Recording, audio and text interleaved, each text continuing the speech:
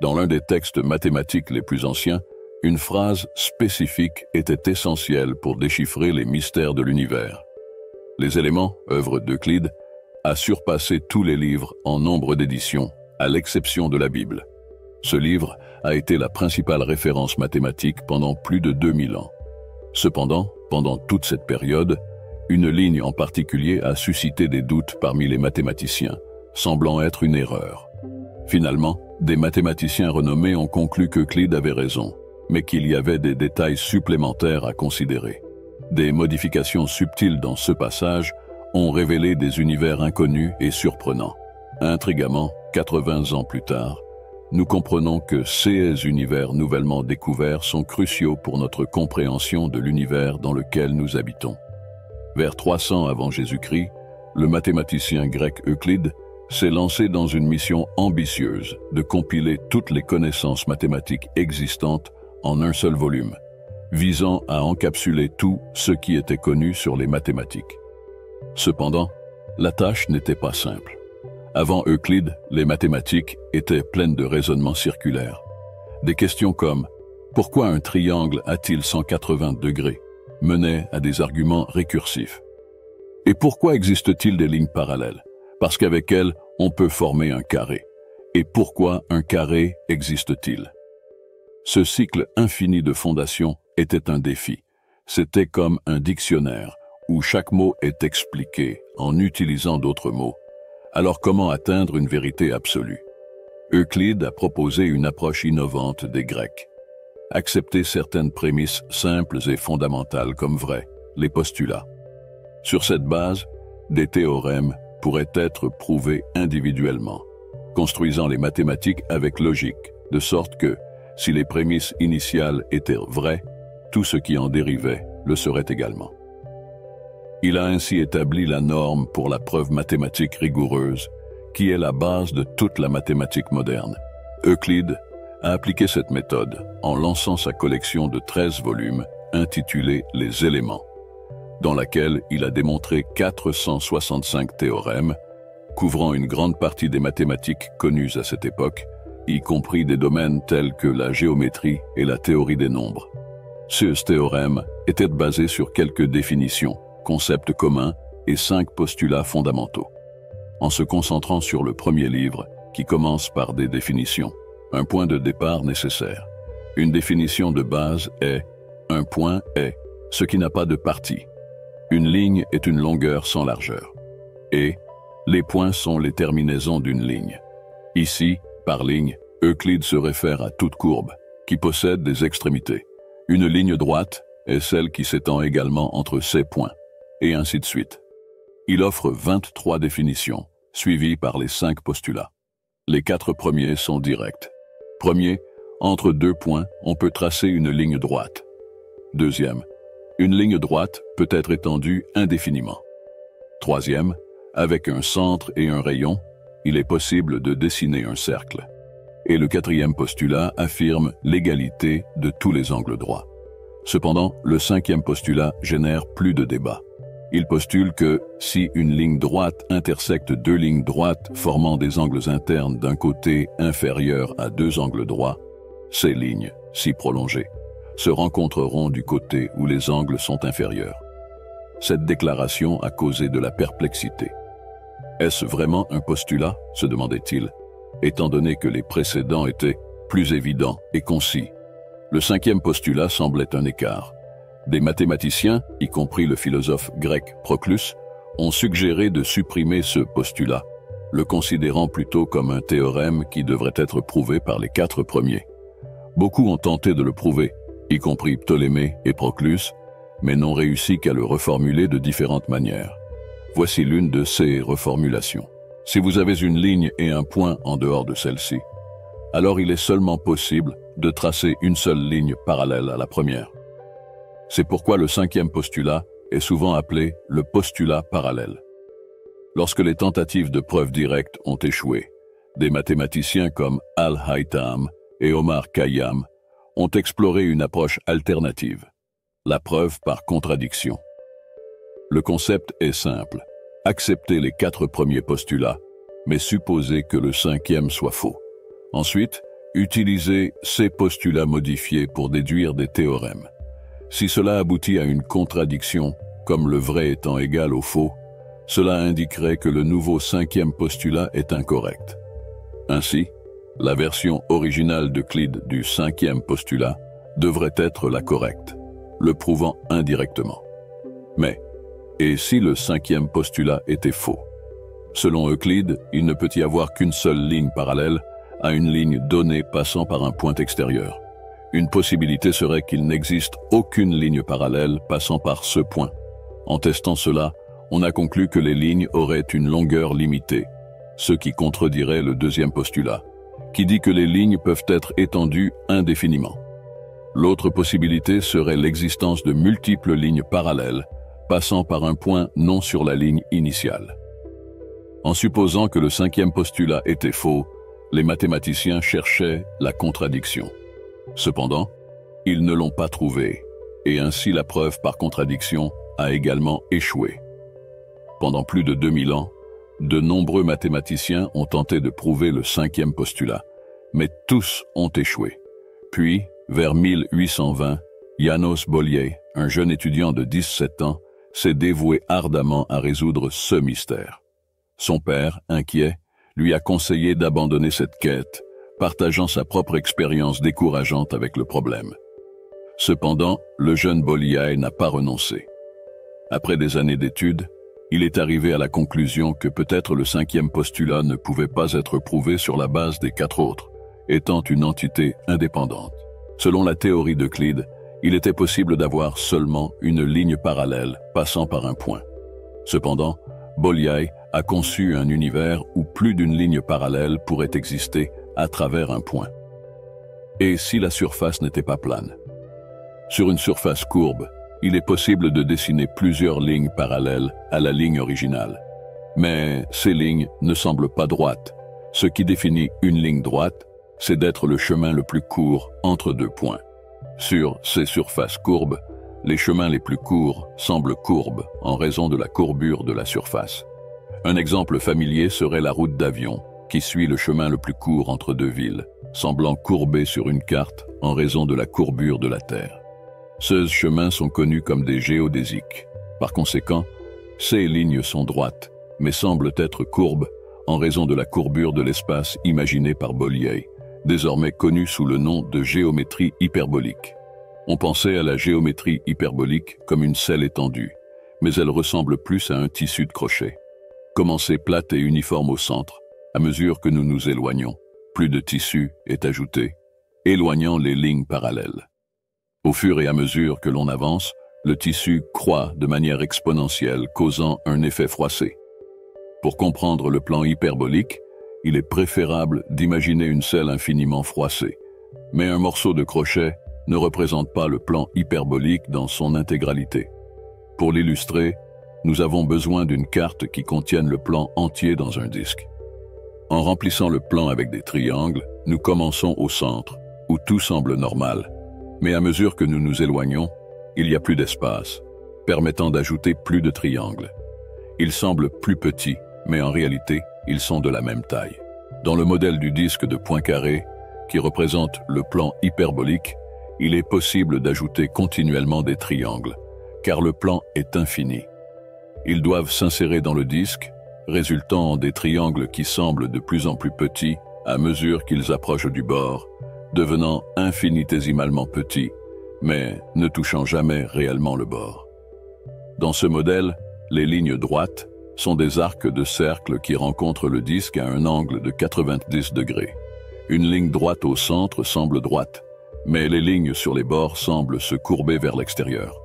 Ce qui est fascinant, c'est que Bolyai a développé cela sans un modèle concret de géométrie hyperbolique. Il a travaillé avec des triangles euclidiens sous l'hypothèse que le cinquième postulat d'Euclide était invalide. Il a découvert que, bien que le comportement dans la géométrie hyperbolique diffère de l'euclidien, il était mathématiquement cohérent. En 1823, à 20 ans, János a écrit à son père à propos de ces découvertes surprenantes, affirmant avoir créé un nouvel univers étrange. Outre les mathématiques, Bolyai s'est distingué dans l'armée, où il a cultivé ses passions pour le violon et le duel. C'était un escrimeur exceptionnel, et son habileté le rendait défi pour ses supérieurs. Cela a culminé lorsque 13 officiers de cavalerie l'ont défié en duel, que Bolyai a accepté, demandant seulement à jouer du violon entre chaque 2 duels. Il a gagné tous les 13, préservant sa réputation intacte. Malgré son amour pour le duel, les mathématiques restaient sa principale passion.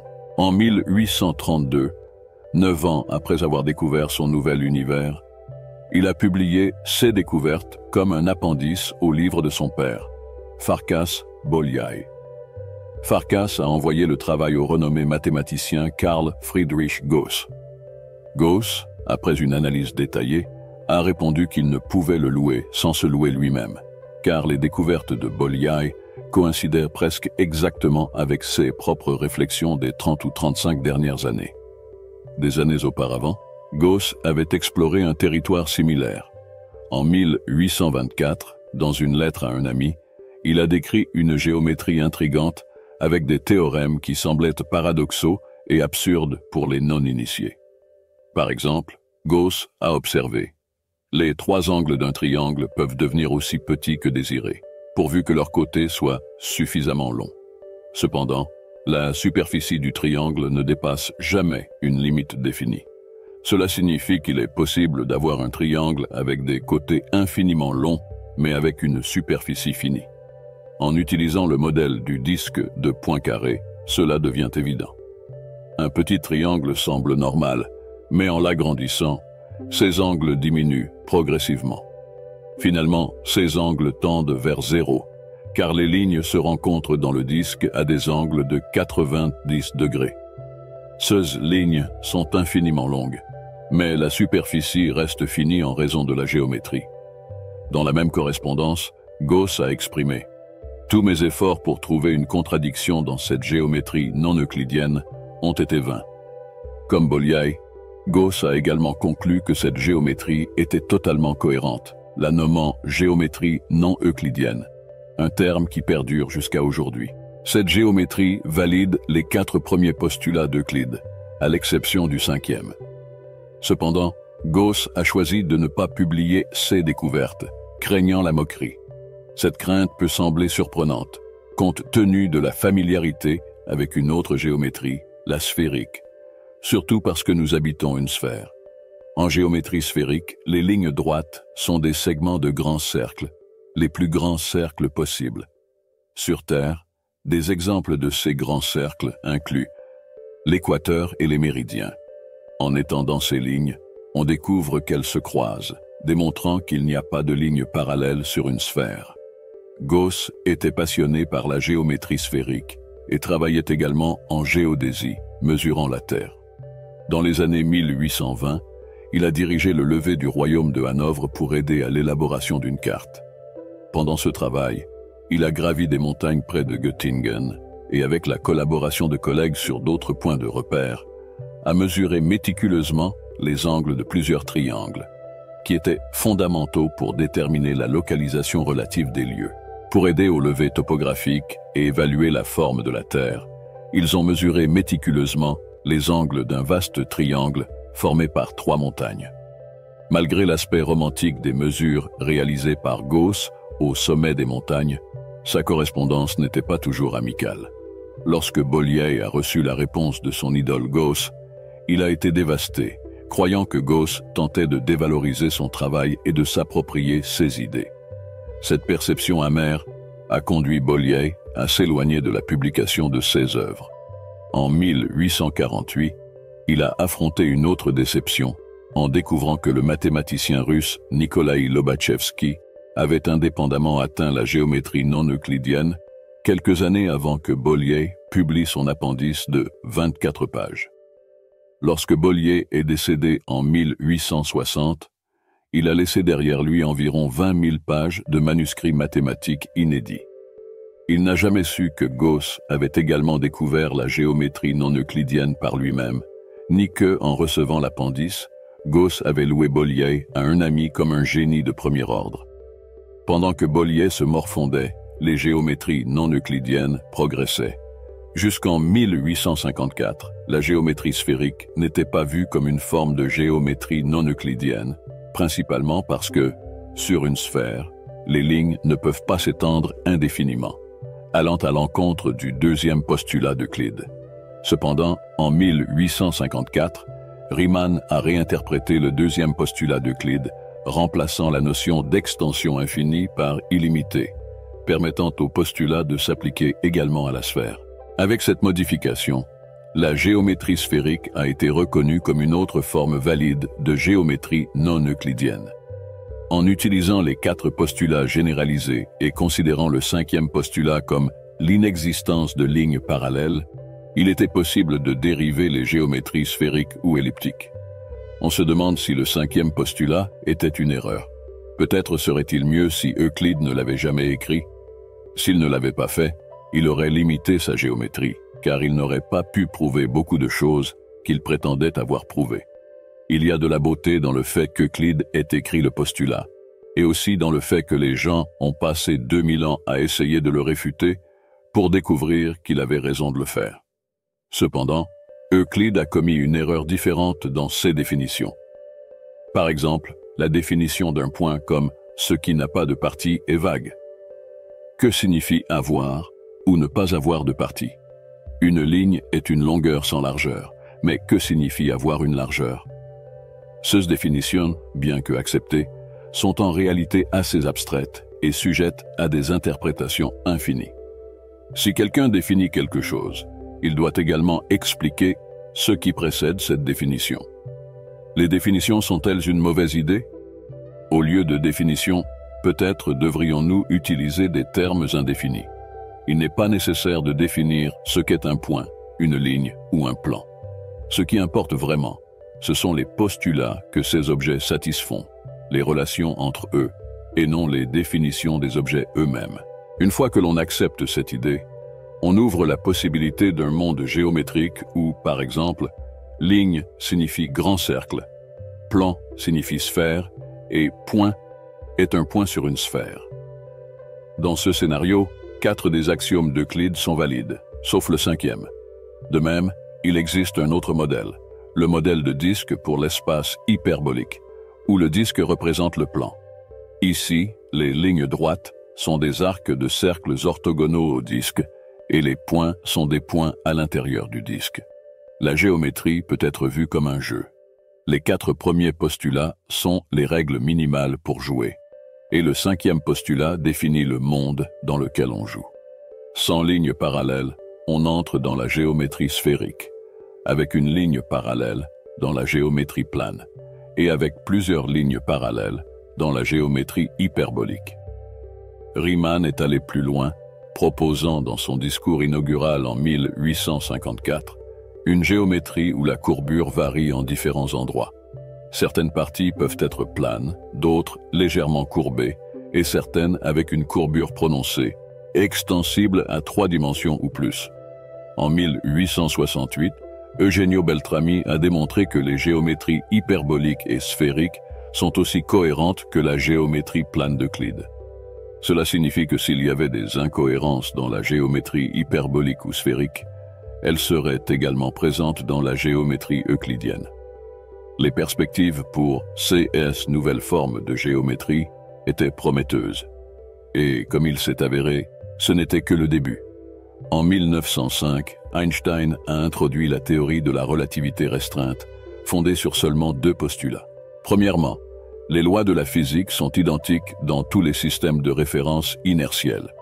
Et deuxièmement, la vitesse de la lumière dans le vide est constante pour tous les observateurs inertiels. Par conséquent, l'espace et le temps sont des concepts relatifs. Toutefois, cela a posé un défi à la théorie gravitationnelle de Newton, qui postulait que la force gravitationnelle est inversement proportionnelle au carré de la distance entre 2 corps. Cependant, dans la théorie de la relativité restreinte d'Einstein, cette distance devient ambiguë. Quel est le référentiel pour sa mesure? Par conséquent, Einstein devait réconcilier la relativité avec la gravité. 2 ans plus tard, en 1907, Einstein eut ce qu'il considéra comme la pensée la plus heureuse de sa vie. Imaginant un homme tombant du toit d'une maison. L'intuition lui est venue en réalisant que, pendant sa chute, l'homme se sentirait en apesanteur et, s'il lâchait un objet, celui-ci flotterait à ses côtés. Ce serait comme être dans l'espace, loin de masse significative, en mouvement uniforme. Cet état est équivalent à un observateur inerte. Einstein a conclu qu'il n'y a pas de différence expérimentale entre être en chute libre dans un champ gravitationnel uniforme et être dans l'espace profond, loin de grandes masses. Par conséquent, l'homme en chute libre est également un observateur inerte, ne subissant ni accélération ni force gravitationnelle. Alors, comment expliquer des phénomènes tels que l'orbite de la station spatiale autour de la Terre? Les astronautes dans la station spatiale se sentent également en apesanteur, comme s'ils voyageaient en ligne droite à une vitesse constante. Cela se produit parce qu'ils suivent réellement une ligne droite, mais qui semble courbée à un observateur éloigné. Cela est dû à la courbure de l'espace-temps causée par des objets massifs. De grandes masses courbent l'espace-temps, et les objets se déplaçant dans cet espace-temps courbé suivent la géodésique, ou le chemin le plus court dans cette géométrie. Ainsi, l'orbite de la station spatiale, bien qu'une ligne droite, semble courbe en raison de la courbure de l'espace-temps par la Terre. Comprendre le comportement des lignes droites dans des géométries courbées est essentiel pour comprendre l'univers. Depuis sa publication il y a plus d'un siècle, la théorie générale de la relativité s'est avérée extrêmement réussie. En 2014, des astronomes ont observé une supernova, l'explosion brillante et violente d'une étoile, à 4 endroits différents en même temps. Cela s'est produit parce qu'une galaxie massive entre la supernova et la Terre a courbé l'espace-temps, permettant à la lumière de la supernova, se propageant dans toutes les directions, d'atteindre la Terre par différentes trajectoires, étant observée à 4 endroits simultanément. La galaxie a agi comme une puissante lentille gravitationnelle. Les astronomes ont remarqué que d'autres galaxies dans le même amas pourraient également fonctionner comme des lentilles pour la lumière de la supernova, mais avec des trajectoires et des potentiels gravitationnels différents, faisant en sorte que la lumière arrive sur Terre à des moments distincts. Sur la base de modélisations précises, ils ont prédit qu'ils verraient la même supernova à nouveau un an plus tard. Et, le 11 décembre 2015, exactement comme prévu, la même supernova a été observée de nouveau. Outre la capacité d'observer les effets de l'espace-temps courbé, nous pouvons maintenant également détecter les ondulations dans l'espace-temps lui-même, connues sous le nom d'ondes gravitationnelles, générées par des événements cosmiques lointains, comme la fusion de trous noirs. Selon des recherches récentes de NanoGrav, le tissu de l'espace-temps semble vibrer avec les échos de grands événements cosmiques passés. Dans les 100 ans depuis la publication de la théorie générale de la relativité, d'innombrables découvertes ont corroboré ces prédictions. Et au cœur de ces découvertes se trouvent les géométries courbes de Bolyai et Riemann.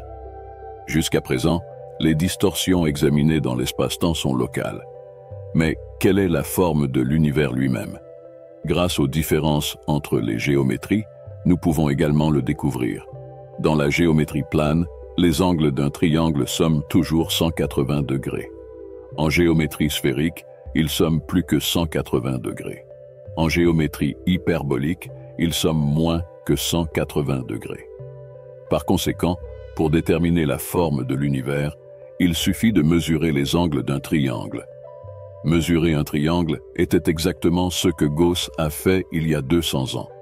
Cela a conduit certains à spéculer qu'ils pourraient essayer de mesurer la courbure de l'espace lui-même. Gauss a trouvé des angles totalisant 180 degrés dans la marge d'erreur observationnelle. Mais cela n'est pas surprenant. Par exemple, en dessinant un petit triangle sur un ballon qui ressemble à une sphère, la surface est presque plane et les angles somment presque 180 degrés.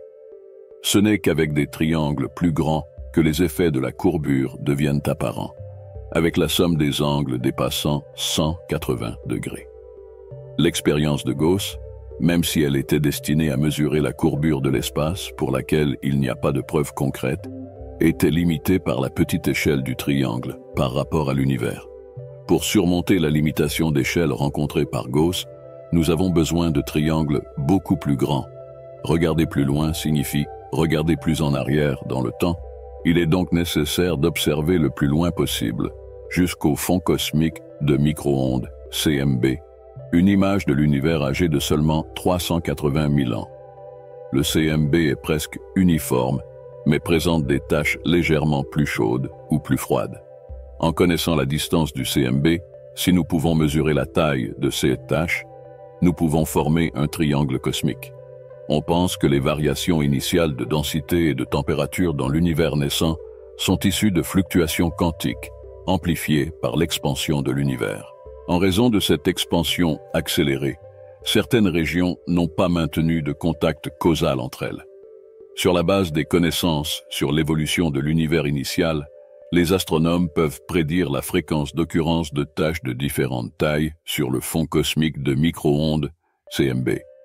Ce spectre de puissance, une sorte d'histogramme, indique la fréquence attendue de chaque taille de tache dans un univers plat. Cela nous donne un paramètre de comparaison. Dans un univers plat, l'angle mesuré doit correspondre à CE qui est prévu. D'autre part, si l'univers est sphérique, les angles sommeraient plus de 180 degrés, et l'angle observé serait plus grand, déplaçant le pic dans le spectre vers la gauche. Dans un univers hyperbolique, les taches sembleraient plus petites que prévu, déplaçant le pic vers la droite. Alors, qu'a-t-on observé? Les données de la mission Planck sont presque exactement alignées avec CE qui est attendu pour un univers plat. La mission a également fourni l'estimation la plus précise de la courbure de l'univers, 0,0007, avec une erreur de plus ou moins 0,0019. Cela suggère que, dans la marge d'erreur, la courbure est pratiquement nulle. Par conséquent, les preuves actuelles indiquent fortement un univers plat. Cependant, la nature plane de l'univers semble être une coïncidence remarquable. Actuellement, la densité moyenne de masse-énergie de l'univers est d'environ 6 atomes d'hydrogène par mètre cube. S'il y avait, en moyenne, juste un atome d'hydrogène de plus, l'univers aurait une courbure sphérique. Avec un atome de moins, la courbure serait hyperbolique. Nous ne comprenons pas encore complètement pourquoi l'univers a la densité de masse-énergie que nous observons. Ce que nous savons, c'est que la théorie générale de la relativité est l'une de nos meilleures théories physiques, fondée sur géométrie paradoxale et complexe, découverte après plus de 2000 ans de réflexion sur une seule ligne du texte mathématique le plus influent du monde. En termes de génie humain, il ne s'agit pas seulement de connaissances, mais aussi de la manière de penser, et une excellente façon d'améliorer la pensée est à travers le développement des connaissances et des compétences en résolution de problèmes.